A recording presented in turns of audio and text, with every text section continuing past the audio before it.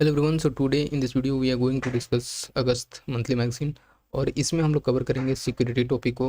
और आज हम लोग इसमें देखेंगे अलग अलग एक्सरसाइजेस के बारे में जो मिलिट्री एक्सरसाइजेस सर्टेन बेसिस पे किए जाते हैं। ठीक है, कुछ डीआरडीओ ने लॉन्च किए हैं डिफेंस सिस्टम, तो उस पे भी हम लोग फोकस करेंगे। So I hope it will benefit you and if you are new in this channel you can do subscribe and share to your friends. So चलो अब हम लोग स्टार्ट करते हैं आज का हम लोग का टॉपिक। इससे पहले मैं बता दूं कि हम लोग इकोनॉमी का प्लस में पॉलिटी का एक मैराथन टाइप का एक वीडियो लाएंगे, जिसमें कि हम लोग का पूरा एक आई थिंक 2 to 3 मंथ का करंट अफेयर रहेगा। मैंने जैसे इसमें बताया था कि ये बेसिकली इसमें क्या होता है कि स्टैटिक टॉपिक ही आते हैं। ठीक है, और इसी से कहीं ना कहीं अगर कुछ ऐसे अलग स्कीम्स वगैरह आए हैं तो इसको थोड़ा सा ध्यान में रखते हुए हमारे लिए इंपॉर्टेंट हो जाता है। बट मोस्टली हम लोग यहाँ पे बोल सकते हैं कि हम लोग को स्टैटिक अच्छे से करना होगा, और थोड़ा बहुत जो भी ऐसे बच जाता है करंट उसको हम लोग एक वीडियो में सिंगल वीडियो में कर लेंगे। ठीक है, तो नाउ लेट्स स्टार्ट। और ये हम लोग का सिक्योरिटी टॉपिक है और इसको हम लोग बहुत ही डिटेल से भी देखेंगे। ठीक है, सो चलो चलते हैं। फर्स्ट हम लोग का टॉपिक हो जाता है 25 ईयर ऑफ इंडियाज डॉक्ट्रिन, जो न्यूक्लियर डॉक्ट्रिन है उसको लेकर के। इस कारण से न्यूज में हो जाता है। सबसे बड़ी बात ये है कि इंडिया का खास बात यह है कि ये चाहता है कि वर्ल्ड में पीस इस्टेब्लिश हो। ठीक है, और ये होना भी चाहिए। जिस तरह से अभी लगता है कि थर्ड वर्ल्ड वॉर की तरफ चले जा रहा है कंट्री। बट इसमें सबसे बड़ी बात यह है कि इंडिया का एक डॉक्ट्रिन है जो कि इंडिया का न्यूक्लियर वेपन होने के बावजूद भी ये एक चीज़ फॉलो करता है, जो है नो फर्स्ट यूज पॉलिसी को। ठीक है, और नो फर्स्ट यूज पॉलिसी में ये देखने को मिलता है कि ये इंडिया सबसे पहले किसी भी कंट्री पे अटैक नहीं करेगा, और अगर कोई कंट्री इंडिया पे अटैक करता है ये न्यूक्लियर टर्म्स में, तो इंडिया रिटेलिएट के तौर पे उसके बाद ही जवाब देगा। ठीक है, तो ये चीज़ यहाँ से ये देखने को मिलता है, जो कि एक अच्छा चीज़ है और इसमें अभी भी सुधार करने का स्कोप है। और हर चीज़ में जिस तरह से टर्म्स चेंजेज होते जा रहे हैं, वर्ल्ड दूसरे डायरेक्शन में जा रहा है, अनसर्टेनिटी अलग अलग कंट्री में देखने को मिल रहे हैं, तो इसको लेकर के इंडिया का जो न्यूक्लियर डॉक्ट्रिन है उसको अपडेट करना होगा। सो ये चीज़ हम आज देखेंगे। ये 25 ईयर्स के कारण ये न्यूज़ में रहा था। ठीक है, ये हम लोग जान लेते हैं इंडिया डॉक्ट्रिन के बारे में थोड़ा सा। ठीक है, बेसिकली ये इसमें क्या होता है इंडिया डॉक्ट्रिन में, जो न्यूक्लियर डॉक्ट्रिन है इसमें होता है कि कुछ ऐसे गोल्स और मिशन दिए रहते हैं। ठीक है, जो कि गाइड करता है डेवलपमेंट और न्यूक्लियर वेपन्स के यूज को लेकर के। ठीक है, तो ये चीज़ हम लोग को जाना है। देखो एक अभी हम लोग इसमें देख लें, जैसे सिपरी ईयर बुक 2024 के अकॉर्डिंग यहाँ पे ये देखने को मिला है कि इंडिया के जो अर्सेनल्स हैं वो थोड़ा सा इंक्रीज़ हुए हैं। ठीक है, पहले अगर 23 का बात करते तो 164 था, जो कि 172 हो गया है। ठीक है, इसमें ये बताया जा रहा है कि जो पाकिस्तान के साथ थोड़ा सा एक डिटरेंस इस्टेब्लिश होगा। और जिस तरह से पाकिस्तान बार बार बोलता है कि हम लोग न्यूक्लियर छोड़ देंगे। ठीक है, आप उरी के अटैक में देखे होंगे कि किस तरह से मीडिया लोग, वहाँ का जो मीडिया ही थे, इस तरह से अपना बात बोल रहा था। बट ठीक है, तो यही यहाँ पे बताया जा रहा है कि किस तरह से थोड़ा सा एक एडवांटेज है इंडिया को। ठीक है, तो चलो अब हम लोग चल लेते हैं, थोड़ा सा कुछ फीचर्स देख लेते हैं न्यूक्लियर डॉक्ट्रिन को लेकर के। ठीक है, तो इसमें ये देखने को मिला है कि किस तरह से ये building and maintaining a credible minimum deterrent. Obvious सी बात है, इंडिया का बात ही है कि ये पहले डिटरेंस के तौर पे ये सारा चीज़ रखा हुआ है, जो पहला यूज नहीं करेगा। ठीक है, तो ये यहाँ से ये बात करता है। देखो ये जैसे एक पोस्टर्स है ऑफ नो फर्स्ट यूज़, जो कि एक इस पॉलिसी को इंडिया हमेशा से फॉलो करते आया है। और ये जो है बेसिकली अगर कोई भी न्यूक्लियर अटैक आता है किसी फॉरेन कंट्री से, किसी एनिमी कंट्री से, ठीक है, इंडियन टेरिटरी में या इंडियन फोर्सेस के कहीं भी, तो इसमें क्या है कि रिटेलिएशन के तौर पे उसके अगेंस्ट ये न्यूक्लियर वेपन यूज कर सकता है इंडिया। ठीक है, तो यहाँ पे केवल और केवल उसे डिटरेंस के तौर पे, रिटेलिएशन के तौर पे यूज करेगा। तो देखो यहाँ पे ये है। अब हम लोग देख लेते हैं mutually assured destruction on both side. ठीक है, इसमें ये बताया जाता है कि अगर कोई भी कंट्री पहले ही अटैक करता है, ठीक है, पहला अटैक अगर कोई भी ऐसा फर्स्ट स्ट्राइक करता है कोई भी एनिमी कंट्री, तो उसमें ये देखने को मिला है कि अपोजिट साइड को ज़्यादा massive destruction, massive losses, unacceptable damage देखने को मिलता है। इसमें ये होता है कि जैसे क्या होता है कि अचानक कोई भी कंट्री अटैक कर रहा है, फॉर एग्जाम्पल अगर हम लोग मान लेते हैं इंडिया एंड पाकिस्तान को लेकर के। ठीक है, तो सपोज इंडिया ने पाकिस्तान पे अटैक कर दिया, तो पता है एक तो छोटा सा पाकिस्तान है, प्लस में ये यहाँ पे ये हो जाता है कि पाकिस्तान को पता ही नहीं है कि मेरे साथ क्या होने वाला है, और इंडिया अचानक से अगर अटैक करता है तो इस कंडीशन में ये होगा कि पाकिस्तान के पास समय ही नहीं बचेगा कि कैसे उसको टैकल किया जाए। और इस केसेस में देखने को ये मिलेगा कि पाकिस्तान पे ज़्यादा डिस्ट्रक्शन फेस होगा। भले ही बाद में रिटेलिएट कर सकता है पाकिस्तान, बट इस केसेस में पाकिस्तान को ज़्यादा डैमेज फेस करना होगा। तो ये चीज़ यहाँ पे बताया जाता है म्यूचुअली एश्योर्ड डिस्ट्रक्शन के बारे में। ठीक है, non use of nuclear weapons against non जो न्यूक्लियर वेपन स्टेट हैं, ठीक है। इसमें ये बताया गया है कि इंडिया जो है ये हमेशा फॉलो करता है कि अगर किसी दूसरे कंट्री के पास अगर न्यूक्लियर वेपन नहीं है तो उस कंट्री पे जो इंडिया है वो न्यूक्लियर अटैक नहीं करेगा। ये इस डॉक्ट्रिन में हमेशा से फॉलो होते आया है, ठीक है। Commitment to the goal of nuclear weapon free world, तो इंडिया का एक ये भी एक अच्छा स्टेप है कि ये देखो ये तो क्या है, ये नेक्स्ट टू इम्पॉसिबल है, ठीक है। क्योंकि जिस तरह से अभी सिचुएशन चल रहे हैं पूरे कंट्री में, पूरे वर्ल्ड में, कि खास करके अगर बात करते हैं मिडिल ईस्ट और साथ ही साथ सेंट्रल इंडिया में, सॉरी सेंट्रल एशिया में, जैसे अगर ईरान का बात कर लें, ठीक है, इसराइल का बात कर लें, नाटो का बात कर लें, तो लगता है कि रशिया का बात कर लेते हैं, तो इन लोग का लगता है कि किस तरह से थर्ड वर्ल्ड वॉर की ओर जा रहे हैं। और इंडिया का कमिटमेंट क्या है कि न्यूक्लियर फ्री वर्ल्ड होना चाहिए। बट ये अच्छा स्टेप है, नाइस थिंकिंग है इंडिया का, ठीक है। अब हम लोग चलते हैं कुछ गवर्नेंस पे देख लेते हैं। तो इसको लेकर के अगर हम लोग बात करते हैं न्यूक्लियर कमांड अथॉरिटी, ये इसमें दो काउंसिल देखने को मिलते हैं। एक तो है कि पॉलिटिकल काउंसिल है और एक है एग्जीक्यूटिव काउंसिल। पॉलिटिकल काउंसिल का बात करते हैं तो ये हेड किया जाता है by the prime minister, and ये जो है सोल बॉडी है जो कि ऑथोराइज करता है न्यूक्लियर वेपन के रिटेलिएटरी अटैक को लेकर के, ठीक है। और कहने का मतलब कि एक ऊपर का बॉडी होता है, ठीक है, हायर पोस्ट पे, और उस वो नीचे डायरेक्शन देता है जो कि एग्जीक्यूटिव काउंसिल को फॉलो करना होता है। और एग्जीक्यूटिव काउंसिल जो है ये चेयर किया जाता है by the national security adviser, ठीक है। सो चलो अब हम लोग चलते हैं कुछ अदर एस्पेक्ट्स देख लेते हैं डॉक्ट्रिन को लेकर के, ठीक है। देखो, option of retaliation with the nuclear weapon जो है ये एक मेजर केमिकल और जो बायोलॉजिकल वेपन्स के तौर पे जो है ये हम लोग यहाँ पे समझ सकते हैं, ठीक है, जो कि स्ट्राइक अगेंस्ट इंडिया। इसमें बात यहाँ पे ये देखने को मिलता है कि किस तरह से अगर न्यूक्लियर अगर अटैक होता है, ठीक है, तो रिटेलिएशन के तौर पे जो है मेजर केमिकल और बायोलॉजिकल वेपन भी यूज किया जा सकता है, ये ऐसा ऑप्शन है, ठीक है। तो कुछ ऐसे अदर एस्पेक्ट्स हैं इस डॉक्यूमेंट के, ठीक है।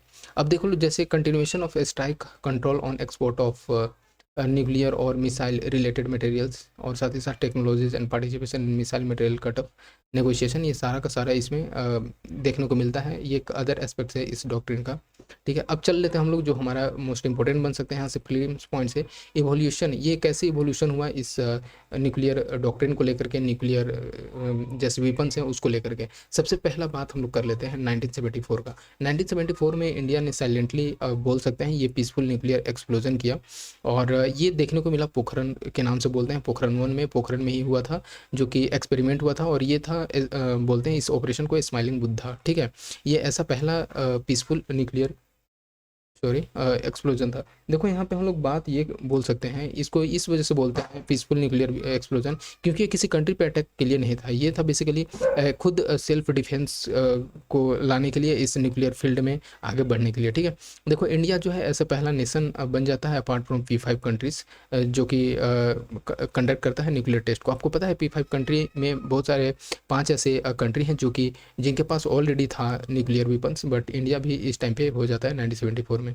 देखो 1998 का बात करते हैं तो इंडिया कंडक्ट करता है सीरीज ऑफ न्यूक्लियर टेस्ट, जिसमें कि वो भी दूसरा भी जो था ये पोखरण में ही किया गया, और इसका नाम था पोखरण 2, जो कि ऑपरेशन शक्ति के नाम से जानते हैं, ठीक है। ये foundation for the India nuclear doctrine का इसी समय यहाँ पे देखने को मिला। ये एक फाउंडेशन बिल्ड करता है 1998 में, ठीक है, जो कि इसका एम क्या था कि किस तरह से एक रिस्पॉन्सिबल न्यूक्लियर पावर को रिकॉग्नाइज करना है और उस तरह से इमर्ज होकर के आना है। 1999 में अगर हम लोग बात करते हैं तो नेशनल सिक्योरिटी एडवाइजर बोर्ड जो है ये रिलीज़ करता है एक ड्राफ्ट, जो कि न्यूक्लियर डॉक्ट्रिन का ड्राफ्ट होता है। और ये चेयरमैनशिप का बात करते हैं तो ये न्यूक्लियर स्ट्रेटजी का चेयरमैनशिप ये के सुब्रमण्यम थे इसमें, ठीक है।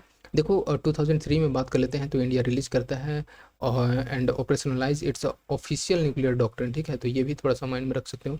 अब चलते हैं हम लोग कुछ ऐसे इंपॉर्टेंट, ये भी प्रिलिम्स पॉइंट से बन सकता है, जिसमें कि ये चलो हम लोग देख लेते हैं। इंडिया प्रेजेंट न्यूक्लियर स्टैंडिंग का बात करते हैं ग्लोबल और साथ ही साथ ग्लोबल न्यूक्लियर डिस्क्लोजर में, ठीक है। तो CTBT का बात करते हैं, कंप्रिहेंसिव टेस्ट बैन ट्रीटी, ये प्रोहिबिट करता है ऑल न्यूक्लियर एक्सप्लोजन को, ठीक है। तो जो भी ऐसे न्यूक्लियर एक्सप्लोजन है उसको रोकता है। और सबसे खास बात यह है कि इंडिया ने इसको साइन नहीं किया था, क्योंकि इसमें बहुत सारे ऐसे डिसआर्ममेंट कमिटमेंट थे जो कि न्यूक्लियर वेपन्स स्टेट के साथ था, ठीक है। इसमें बात ये था कि किस तरह से प्रोहिबिट करा न्यूक्लियर एक्सप्लोजन को, और इंडिया अगर साइन कर देता उस टाइम पे तो इंडिया को भी एक पावर इमर्ज होकर के आना जरूरी था, बिकॉज इंडिया के पास ऐसे अभी जिस तरह से अब जिस कंडीशन में इंडिया के डिफेंस सिस्टम को देख पा रहे हो, मे बी कि इन फ्यूचर अगर इन पास्ट अगर पास्ट में अगर ऐसा नहीं हुआ रहता, इंडिया ने स्टेप नहीं लिए रहते, या फिर अगर जो भी ऐसे ट्रीटी है इसको साइन किए रहते, तो जो जिस तरह से भी डिफेंस है इंडिया के पास उस तरह से शायद नहीं रहता, ठीक है। तो ये एक अच्छा स्टेप था इंडिया के द्वारा लिया गया था। देखो एनपीटी के बारे में बात कर लेते हैं, नॉन प्रोलीफेरेशन ट्रीटी के बारे में। ये जो लाया गया था 1968 में, इसका एम क्या था कि जो न्यूक्लियर वीपन्स है उसको एक लिमिटिंग स्प्रेड होना चाहिए, ठीक है। और ये बेसिकली 3 पिलर पे बिल्ड था, लाइक नॉन प्रोलीफेरेशन, डिसआर्ममेंट और peaceful use of nuclear energy.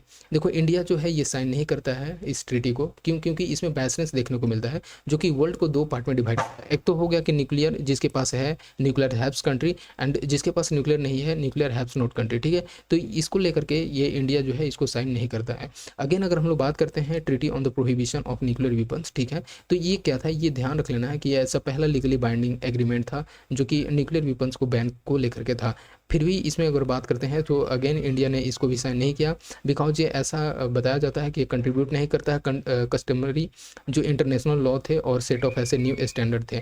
क्योंकि ऑब्वियस सी बात है, इंटरनेशनल लॉ भी एक होता है जो कि न्यूक्लियर वेपन्स के को लेकर के किस तरह से डिटरेंस के तौर पे यूज करना है या फिर उसको करना ही नहीं है, वो सारे चीज़ उसमें शामिल है, जो कि ऐसा उसके अगेंस्ट था ये। तो उसको लेकर के इंडिया ने साइन नहीं किया। देखो global multilateral export control regime के बारे में जान लें, तो सबसे बड़ी बात यह है कि इंडिया इसका पार्ट है। और ऐसे 3 यहाँ पे हम लोग देखेंगे कंट्रोल रिजिम, जिसमें कि एक मिसाइल टेक्नोलॉजी कंट्रोल रिजिम, और जिसको हम लोग MTCR भी बोलते हैं, इंडिया ज्वाइन किया था 2016 में।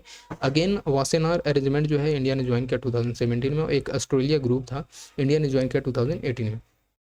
इंडिया जो है ये पार्ट नहीं है, सबसे इसको ध्यान रखना है कि इंडिया एक अगेन इसका पार्ट नहीं है न्यूक्लियर सप्लायर ग्रुप का, NSC का पार्ट नहीं है 1974 में। बिकॉज एक और यहाँ से ये बात पता चलता है कि जो ये NSG 1974 है, ये पहले ही इस्टेब्लिश कर दिया गया था। जो न्यूक्लियर टेस्ट हम लोग का जो हुआ था फर्स्ट 1974 में, उससे पहले ही ये NSG बन गया था। देखो अब हम लोग देख लेते हैं इफिशियंसी ऑफ फर्स्ट यूज। ये जो है ये remains the most debated element of India's nuclear doctrine. ये थोड़ा सा इस पे बात चलते रहता है कि हम लोग क्यों नहीं पहले यूज करेंगे, ठीक है। और ये डिबेटेबल टॉपिक है अपने आप में। इसके कुछ ऐसे अगेंस्ट भी बात की आर्ग्यू दिए जाते हैं, इसके फेवर में आर्ग्यू दिए जाते हैं। इसके अगेंस्ट जो बोलता है कि ये रिस्क ऑफ इनिशियल कैजुअलिटी, जैसे हम लोग देखे थे अभी ऊपर, ठीक है। तो उसमें क्या होता है कि अगर कोई कंट्री दूसरे कंट्री पे अटैक करता है, तो जो सेकंड कंट्री है उसको ज़्यादा कैजुअलिटी फेस करना पड़ेगा और करना पड़ता है, ठीक है। तो ये यहाँ पे देखा जाता है। तो ये है अनएक्सेप्टेबल हाई इनिशियल कैजुअलिटी देखने को मिलता है, ठीक है। और मे भी ये देखा जा सकता है अगर हम लोग NFU के बारे में बात करते हैं, क्योंकि इंडिया का पॉपुलेशन बहुत ज़्यादा है, सिटीज़ हैं, इंफ्रास्ट्रक्चर है, तो उसको लेकर के। लेकिन इन फेवर का बात करते हैं कि क्यों नो फर्स्ट यूज़ करना चाहिए, बिकॉज ये कंट्रीब्यूट करता है इंडिया का स्ट्रेटजिक रिस्ट्रेंट पोस्चर्स को, ठीक है। मतलब इसमें ये देखने को मिलता है कि न्यूक्लियर कोऑपरेशन एग्रीमेंट जो सिविल न्यूक्लियर कोऑपरेशन एग्रीमेंट है, और साथ ही साथ multilateral nuclear export control regime जिस तरह से साइन किए हैं, तो उसको लेकर के ये आर्ग्यू दिया जाता है कि हाँ ये अच्छा स्टेप है जो कि India no first use policy use करता है। बट ये भी रहता है कि अगर इंडिया यूज नहीं करेगा तो बहुत सारे लॉसेस फेस करना पड़ जाएगा। देखो बैलिस्टिक मिसाइल डिफेंस के बारे में हम लोग देख लेते हैं, तो एक ऐसा एलोवेरेट और कॉस्टली जो बैलिस्टिक मिसाइल डिफेंस सिस्टम है जो कि ज़रूरत है, ये जैसे पहला कोई अगर स्ट्राइक करता है उसको लेकर के, ठीक है। तो ये भी यहाँ से हम लोग समझ सकते हैं। जो NFU है ये हेल्प करेगा करता है इंडिया को मेंटेन करने में एक डिफेंसिव और नॉन एक्सकलेटरी स्टैंस को, ठीक है। तो अब हम लोग चलते हैं, देखो ये चाहो तो उतना अब इम्पोर्टेंट है, अब हम लोग चल लेते हैं थोड़ा सा देख लो कि ये मेंस पॉइंट ऑफ व्यू से इंपॉर्टेंट हो सकता है कि किस तरह से और न्यूक्लियर डॉक्ट्रिन है उसको, और न्यूक्लियर डॉक्ट्रिन को कैसे स्ट्रेंथन किया जा सकता है अभी प्रेजेंट में, ठीक है। तो यहाँ पे ये बताया जाता है कि डेडिकेटेड डिफेंस टेक्नोलॉजी प्रोग्राम आना चाहिए, ठीक है। और बेसिकली ये बेस्ड होना चाहिए on the integrated missile development programme पे, ठीक है। और जो इसमें ये बताया जाता है कि ये इंश्योर करेगा capacity building along side technological development. अभी ये देखने को मिल रहा है किस तरह से AI का, मशीन लर्निंग का, ठीक है। तो किस तरह से एक प्लोरीफेरेशन देखने को मिल रहा है, तो इसको भी इसमें इन्वॉल्वमेंट होना चाहिए, इक्विपमेंट इसमें इक्विप करना होगा, ठीक है। देखो increasing flexibility on massive retaliation commitment का बात करते हैं, तो ये लीड कर सकता है पॉलिटिकल एक्टर्स को to escalate the nuclear war, ठीक है। तो ये भी यहाँ से हम लोग समझ सकते हो। और इसमें ये बताया जा रहा है कि इसको ओवरकम करने के लिए some ambiguities could be introduced in doctrine, जो कि इनेबल कर सकता है country to respond to the threats like TNWs, ठीक है। और जो भी ऐसे हैं एस्केलेटिंग फुल फ्लेज वॉर, क्योंकि वही सी बात है ना, हमेशा तुम डिटरेंस तो नहीं कर सकते हो, ठीक है। तो अगर किसी ने कंट्री ने ऐसा किया है स्टेप्स, तो उसको लेकर के भी हम लोग को थोड़ा सा स्ट्रॉन्ग स्टेप लेना होगा। इसमें फ्लेक्सिबिलिटी थोड़ा सा कम रहे तो चलेगा, ठीक है। और फ्लेक्सिबिलिटी इन द सेंस कि कुछ ज़्यादा lenient नहीं होना है, ठीक है, किसी कंट्री को लेकर के, तो अपना डिफेंस सिस्टम बिल्ड करना होगा। Synchronising with the evolving foreign policy in light of geo political changes, ठीक है, तो सिंक्रोनाइज करना होगा जिस तरह से अब फॉरेन पॉलिसी है, ठीक है, इवॉल्व कर रहे हैं, ठीक है, और जियो पोलिटिकल चेंजेस आ रहे हैं, उसको ध्यान में रखते हुए भी, और पीरियोडिक रिव्यू होना चाहिए, कॉस्टली साथ ही साथ कॉन्स्टेंटली इवॉल्विंग जियो स्ट्रेटजिक वर्ल्ड ऑर्डर के ध्यान में रखते हुए होना चाहिए। जैसे कि बात करते हैं जो अमेरिका है, रशियन गवर्नमेंट है, वो हमेशा से अपने जो टाइम पे जो है ये न्यूक्लियर पॉलिसी को देखते रहते हैं, उसमें चेंजेस लाते रहते हैं, ठीक है, तो ये चीज़ यहाँ से ये देखने को मिल रहा है। और बात करते हैं जैसे कि इंटेंसिफिकेशन किस तरह से चाइना पाकिस्तान जो रिलेशंस देखने को मिलता है, साथ ही साथ जो नेक्सस देखने को मिल रहा है रशिया के साथ, क्योंकि रशिया भी एक अच्छा फ्रेंड चाइना का इमर्ज होकर के आ रहा है और है भी, और रसिया जो है इंडिया का भी एक अच्छा है कंट्री, ठीक है, एक अच्छा फ्रेंड है, तो इस तरह से जियो पोलिटिकल इनस्टेबिलिटी जो है एक ग्लोबल डिमांड ला सकता है, तो उस बेसिस पे इंडिया का जो डॉक्ट्रिन है उसको रिव्यू करना ज़रूरी है, ठीक है। तो ये क्योंकि जो रसिया और चाइना है दोनों अपने आप में एक स्ट्रॉन्ग कंट्री हैं, तो इस तरह से building upon its status on responsible nuclear power, ठीक है, तो ये बेसिकली, तो यहाँ पे आइडिया ये दिया जा रहा है कि जैसे जिस तरह से ग्लोबल साउथ का लीडर बन के इंडिया इमर्ज हो रहा है, ठीक है, तो उसी तरह से पॉलिटिकल लीडर बन करके इमर्ज होना चाहिए for the promoting global nuclear non proliferation and disarmament को लेकर के, ठीक है। इसके लिए कुछ ऐसे स्टेप्स लिए जा सकते हैं, लाइक मल्टीलेटरल डिस्कशन में इंगेज होकर के, ठीक है, जैसे जो भी ऐसे यूएन बेस्ड कुछ ऐसे डिस्कशन होते हैं, ठीक है, तो उसमें पार्टिसिपेट करना होगा। कुछ और भी ऐसे अदर प्लेटफॉर्म है like conference on disarmament to voice और सिक्योरिटी को लेकर के, तो इसमें भी पार्टिसिपेट करना होगा इंडिया को। ओपन और ट्रांसपेरेंट डायलॉग कंडक्ट करना होगा, जैसे कभी अभी क्या है कि इंडिया छुप छुपा करके या फिर उसको नहीं चाहता कि हम अपने जो भी ऐसे न्यूक्लियर और इस चीज़ को है उसको एक पूरी तरह से एक्सपोज करें, बट ये थोड़ा सा एक ओपन प्लेटफॉर्म होना चाहिए, ट्रांसपेरेंट डायलॉग होना चाहिए, जिससे कि पता चले कि हाँ क्या चल रहा है।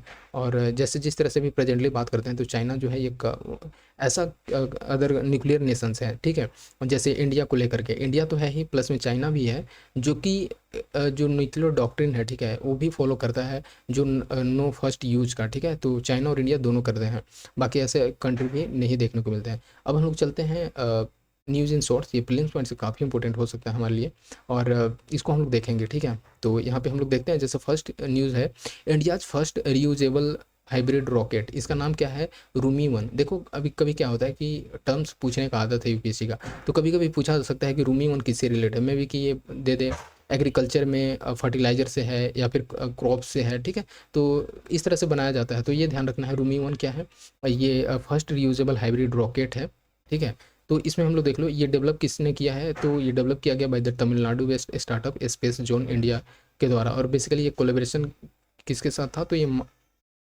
मार्टिन ग्रुप के साथ था, ठीक है, और जो कि लॉन्च किया गया फ्रॉम दी चेन्नई। देखो ये लॉन्च किया गया बाय यूजिंग मोबाइल लॉन्चर। इसमें देखो 3 क्यूब सैटेलाइट देखने को मिलते हैं और 50 पिको सैटेलाइट। देखो क्यूब सैटेलाइट और पिको सैटेलाइट बेसिकली इसको एक साइज के बेसिस पे और बोल सकते हैं कि वेट के बेसिस पे इसको डिवाइड किया जाता है, ठीक है। तो इसमें हम लोग देख लेते हैं, जैसे क्यूब सैटेलाइट का बात करते हैं तो ये एक नैनो सैटेलाइट के क्लास का होता है, जिसमें की वेट का बात करते हैं तो 1 से 10 केजी देखने को मिलता है।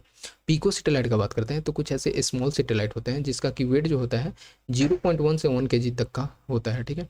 देखो कुछ ऐसे फीचर्स हैं रूमी 1 का, ये हम लोग देख लेते हैं। तो एक हाइब्रिड रॉकेट इंजन है, जैसे कि हम लोगों ने देखा, ठीक है, ये हाइब्रिड रॉकेट इंजन है जो कि यूज करता है 2 टाइप का प्रोपेलेंट का, एक तो सॉलिड प्रोपेलेंट और साथ ही साथ लिक्विड प्रोपेलेंट इसमें देखने को मिलते हैं। एडजस्टेबल लॉन्च एंगल पे है, इसको हम लोग इस तरह से 0 से 120 डिग्री तक एडजस्ट कर सकते हैं, ठीक है, जो कि मेटिकुलसली कंट्रोल कर सकता है ओवर इट्स ट्रेजेक्ट्री।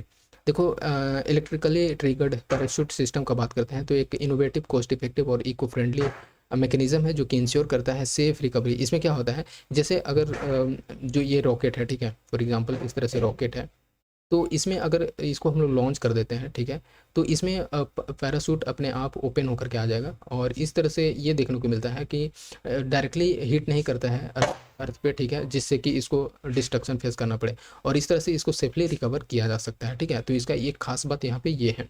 अब चलते हैं हम लोग देख लेते हैं इसका एक और इम्पोर्टेंट यहाँ से ये है कि ये इन्वायरमेंट फ्रेंडली है रूमी 1। ये 100% पायरोटेक्निक फ्री है और साथ में 0% TNT है, ठीक है। चलो अब हम देख लेते हैं कुछ ऐसे रीयूजेबल रॉकेट का क्या होता है, बेसिकली इसका क्या बेनिफिट है। रीयूजेबल रॉकेट जो है ये रिलीज करता है दी पेलोड, और बेसिकली वापस भी आ जाता है ऑन द लैंड, ठीक है। तो ये भी इसमें ध्यान रखना है, और इसको हम लोग फिर अगेन इसको यूज़ कर सकते हैं न्यू पेलोड को लॉन्च करने के लिए। इसका बेनिफिट का बात यह है, ये थोड़ा सा कॉस्ट इफेक्टिव होता है। इसमें बात यह है कि अप टू 65% जो होता है ये चीपर होता है, जो कि अगर हम लोग नए रॉकेट हमेशा लॉन्च करने के लिए जो बनाते हैं उसको ध्यान में रखते हुए ये रिड्यूस कर सकता है स्पेस डिब्रिस को, जो कि मिनिमाइज करेगा डिस्कार्डेड रॉकेट कंपोनेंट को, ठीक है। किस तरह से डिस्कार्डेड रॉकेट कंपोनेंट है उसको हम लोग मिनिमाइज करके इस तरह से जो स्पेस डिब्रिस है उसको हम लोग रिड्यूस करते हैं। ये इंक्रीज लॉन्च फ्रीक्वेंसी का बात करते हैं, तो जो लॉन्च फ्रीक्वेंसी इसको इंक्रीज करता है, तो ये भी इसमें ध्यान में रख सकते हो। तो अब हम लोग देख लो नेक्स्ट है, ये भी इंपॉर्टेंट हो सकता है, अस्ट्रा मार्क 1 मिसाइल, ठीक है। ये जो है बेसिकली इस एयर फोर्सेस ने इसको अप्रूव किया है। इसमें 200 अस्ट्रा मार्क 1 मिसाइल को प्रोडक्शन के लिए ऐसा बात आया है। ये क्या है, एक जो बियॉन्ड विजुअल रेंज क्लास का है, ये basically air to air missile है, ये भी ध्यान रखना है। और इसमें ये है कि इसको जो फाइटर एयरक्राफ्ट है उस पर लगा के रखना है, उस पर माउंटेड करना है, ठीक है।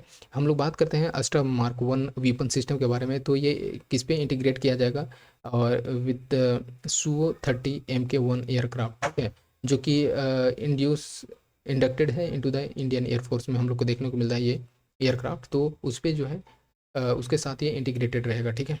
देख लो, ये इसका रेंज का बात करते हैं तो 80 से 110 किलोमीटर है, ठीक है।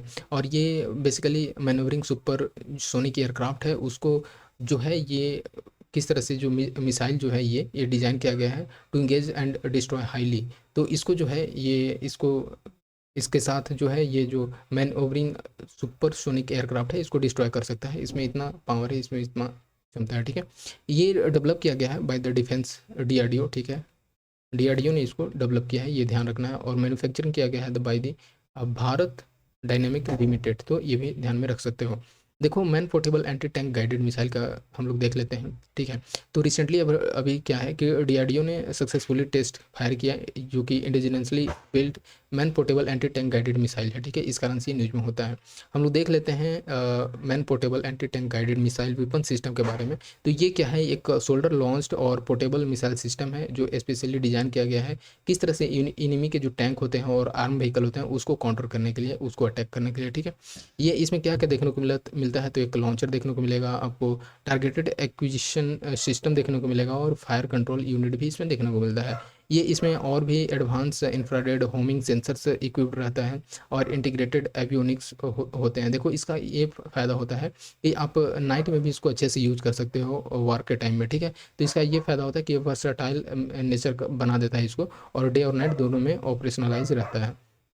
ये इक्विप्ड है with the high explosive anti tank, जो कि safe as a charge war है, ठीक है। तो ये यहाँ से देखने को मिलता है। 1 सेकेंड, चलो अब हम लोग देख लेते हैं गौरव, ठीक है। तो गौरव जो है ये DRDO ने ये अभी सक्सेसफुली एक फ्लाइट टेस्ट किया है of long range glide bomb, जिसको कि हम लोग गौरव के नाम देते हैं, और ये किया फ्रॉम सुओ 30 MK1 प्लेटफॉर्म से, ठीक है। अब हम लोग देख लेते हैं गौरव के बारे में। ये an air launch 1000 kg glass glide bomb capable of hitting target at long distance. तो एयर लॉन्च्ड जो है ये बेसिकली 1000 kg का जो क्लास ग्लाइड बॉम्ब है इसको ले जा करके जो लॉन्ग डिस्टेंस पे है वहाँ पे हिट कर सकता है, ठीक है। तो ये इसका फ़ायदा। ग्लाइड बॉम्ब बेसिकली होता क्या है, ग्लाइड बॉम्ब ऐसा होता है कि अगर हम लोग एक बार लॉन्च कर देते हैं उस टारगेट की तरफ, ठीक है, तो ये बेसिकली इसमें हम लोग हाईली एक्यूरेट जो और हाइब्रिड नेविगेशन सिस्टम का इसमें यूज करते हैं बेसिकली उस पोजीशन को फाइंड करने के लिए। लाइक इसमें हम लोग INS जो इंडियन नेविगेशन सिस्टम उसको यूज़ कर देते हैं, और GPS डेटा को। देखो, ये डिज़ाइन किया गया है एंड डेवलप्ड किया गया है इंडिजिनसली, ये basically by the RCI Hyderabad, ठीक है, रिसर्च सेंटर इमीरात। अब हम लोग देख लेते हैं जो हमारे लिए इंपॉर्टेंट हो सकता है एक्सरसाइज। 1 second, what happen. देखो, मैंने ऑलरेडी ये वीडियो बना दिया था जो कि जिसमें वॉइस नहीं आ रही थी, इस कारण से उसको डिलीट करना पड़ा, और सारा का सारा हाफ एन आवर का जो एफर्ट था वो लॉस हुआ, ठीक है। तो चलो ठीक है, कोई नहीं। अब हम लोग देख लेते हैं एक्सरसाइज जो कि ये इंपॉर्टेंट हो सकता है। देखो, एक्सरसाइज फर्स्ट है तरंग शक्ति, ठीक है। तरंग शक्ति क्या है, बेसिकली इंडियन एयरफोर्स जो है इन्होंने होस्ट किया है ये फेज़ 1 ऑफ एक्सरसाइज तरंग शक्ति, और ये कहाँ से किया है ध्यान रखना है, तमिलनाडु सुलूर एयरबेस से, ठीक है। ये इंडिया का ऐसा पहला मल्टीनेशनल एयर एक्सरसाइज था, तो ये बहुत इंपॉर्टेंट हो जाता है तरंग शक्ति। इसका एम क्या है, इसका एम है कि किस तरह से अपना इंडिया का डिफेंस पावर को शोकेस करना है, ठीक है। जिसमें कि बहुत सारे ऐसे मिलिट्रीज जो हैं इसमें पार्टिसिपेट किए। इंडियन एयरफोर्स अनाउंस करता है, ये इसको बेसिकली अनाउंस करती है कि किस तरह से इसको मैन्युअली कंडक्ट करना है, ठीक है। देखो, उदारा शक्ति क्या है, एक जॉइंट एक्सरसाइज है और ये बेसिकली इंडिया और मलेशिया के बीच में है।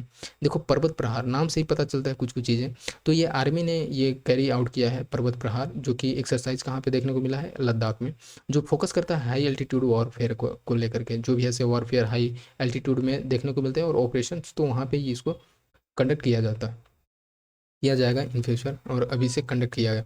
It involves various military units और भी इक्विपमेंट, जो कि इंडिया चाइना बॉर्डर की जो रेडीनेस है उसको किस तरह से मेंटेन करके रखना है, और एक अच्छा स्टेप था। चलो मित्र शक्ति के बारे में देख लेते हैं। तो ये क्या है, एक एनुअल मिलिट्री एक्सरसाइज है जो कि इंडिया और श्रीलंका के बीच में देखने को मिलता है, ये ध्यान रखना है, मित्र शक्ति, ठीक है। इसका एम क्या है, तो किस तरह से ऑपरेशनल प्रोफिशिएंसी को इम्प्रूव करना है, जो कि दोनों आर्मी को बेसिकली क्या होता है एक्सरसाइज में, कि जो भी ऐसे आर्मी रहते हैं उनको टाइम टाइम पे एक्सरसाइज कंडक्ट किया जाता है, ताकि कभी ऐसा सिचुएशन आ जाए तो उसमें हमेशा से तैयार रहे, ठीक है। तो इसमें क्या होता है कि किस तरह से जो स्किल है, एक्सपीरियंस है, बेस्ट प्रैक्टिसेस है, उसको किस तरह से एक दूसरे के साथ एक्सचेंज करना है, तो ये चीज़ इसमें ध्यान देना होता है। देखो, खान क्वेस्ट के बारे में देख लेते हैं। तो ये क्या है कि इंडियन आर्मी ने इसमें पार्टिसिपेट किया, जो कि ये खान क्वेस्ट ये 21st एडिशन था, ठीक है। ये बेसिकली मल्टीलेटरल मिलिट्री एक्सरसाइज है और ये कंडक्ट किया गया एट उलान बटोर मंगोलिया में, ठीक है। मंगोलिया का उलान क्या कैपिटल है, तो ये ध्यान रखना है। मैरीटाइम पार्टनरशिप के बारे में हम लोग देख लेते हैं। तो रिसेंटली इंडियन नवल जो सीप है, जो कि तबर, ये पार्टिसिपेट करता है MPX में, मैरीटाइम पार्टनरशिप एक्सरसाइज में, ठीक है, जो कि इंडिया और रशिया के बीच में। सबसे इंपॉर्टेंट यहाँ पे ये है, मैरीटाइम पार्टनरशिप किसके बीच में हुआ है, इंडिया एंड रशिया के बीच में, ठीक है। तो चलो ठीक है, इस तरह से हम लोगों ने पूरा का पूरा सिक्योरिटी कंप्लीट कर लिया है, और अब हम लोग नेक्स्ट वीडियो लाएंगे, ठीक है, साइंस एंड टेक को लेकर के, ठीक है। और होप कि ये आपको अच्छा लगेगा एंड हेल्पफुल रहा होगा, ठीक है। सो चलो मिलते हैं।